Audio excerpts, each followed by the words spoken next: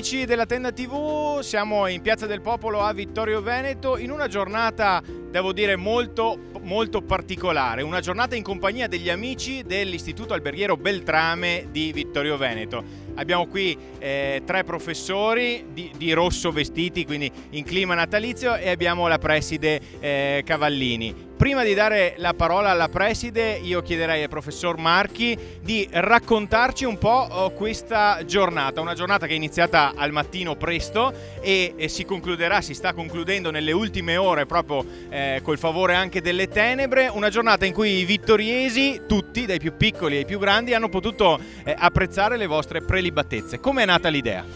Allora, è nata così per gioco quest'estate, sempre con gli amici Giuseppe e Roberta. Ci siamo guardati in faccia e abbiamo detto siamo stati in piazza durante il periodo primaverile, andiamo in piazza anche sotto Natale, e un dì sotto l'albero col Beltrame. Questo era il tema, e abbiamo fatto a mezzogiorno il disnar vittoriese, e al pomeriggio abbiamo fatto la merenda con i bambini, e alla sera stiamo facendo, anzi si sta proprio elaborando in questi momenti, la cena vittoriese. Quindi tradizioni, però c'è sempre un tocco vostro con cui rivisitate anche i piatti della tradizione veneta e vittoriese. Grazie alla collaborazione di tantissime aziende che credono nella nostra missione, noi continuiamo a lavorare, a sperimentare e a produrre piatti nuovi e piatti innovativi anche natalizi. Preside, sempre una soddisfazione perché il vostro stand primavera, estate, inverno viene preso d'assalto proprio. Sì, una grande soddisfazione. La soddisfazione più bella per me oggi è stata vedere la passione trasmessa ai ragazzi. Io credo che certe cose non si possano insegnare, si devono far vedere, si devono agire, e quello che ho visto oggi da parte dei nostri docenti, degli assistenti tecnici, degli autisti, dei collaboratori, tutti coloro che ci hanno dato una mano a organizzare questa splendida realtà, è stata veramente importante. Ieri c'era un freddo cane, pioveva e i miei ragazzi erano qui con i professori a montare lo stand.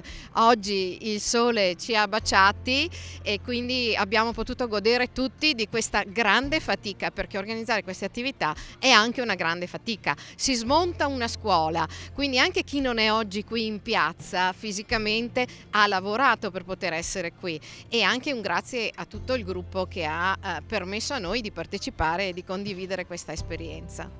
Ecco, un'esperienza a 360 gradi in cui i vostri studenti sono i protagonisti, nel bene e nel male. Ci sono anche dei momenti magari un po' di tensione, di frenesia dietro le quinte, anche se non è un vero e proprio dietro le quinte, perché quest'oggi le cucine erano proprio all'aria aperta e potevano essere viste da chiunque poi si fosse fermato ad assaggiare i vostri piatti. Abbiamo parlato, e ci diceva Marchi prima, che nel pomeriggio c'è stato un momento che ha riguardato anche i più piccoli, i bambini, giusto professoressa? Sì, abbiamo avuto una classe in una scuola elementare qua di Vittorio Veneto che ha realizzato dei biscotti, li abbiamo cotti insieme, poi hanno fatto merenda con il tè caldo.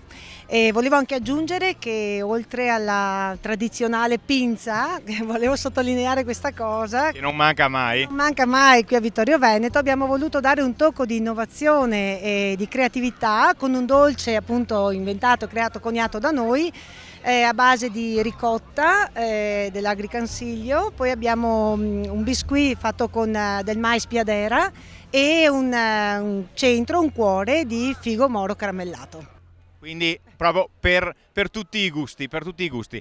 Professor Ingletto, prima abbiamo detto che non avete voluto fare solo o il pranzo o la cena, cioè, avete proprio fatto un continuum dall'inizio della giornata fino a questa sera. Ripetiamo un po' i piatti. Oggi c'erano dei bigoli in salsa che sono andati a ruba.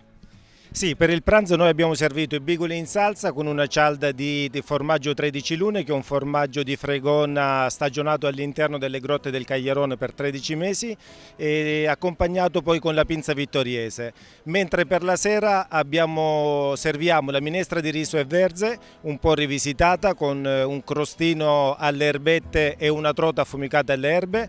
Poi abbiamo una guancia di vitello cotta sotto vuoto per 17 ore, servita con della polenta, e per finire finiamo con il classico panino con l'hamburger, il radicchio trevigiano e un agrodolce di cipolle e peperoni.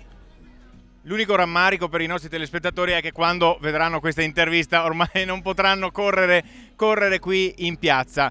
Tutto questo è possibile grazie all'impegno dei professori, grazie ovviamente alla scuola che, come ci diceva la preside prima, si mette in gioco, non è da tutti, ma anche il grazie va a tante realtà, aziende del territorio che vi sostengono in tutte le vostre iniziative, le più disparate, tante delle quali sono state anche raccontate attraverso le nostre telecamere. Quindi anche in questa occasione qui in Piazza del Popolo a Vittorio Veneto dovete dire il vostro grazie a tantissime realtà economiche del territorio. Il circuito è talmente lungo che dovrei iniziare ora e magari terminerei che le guance andassero magari anche bruciacchiate, magari, visto che è lunga la lista.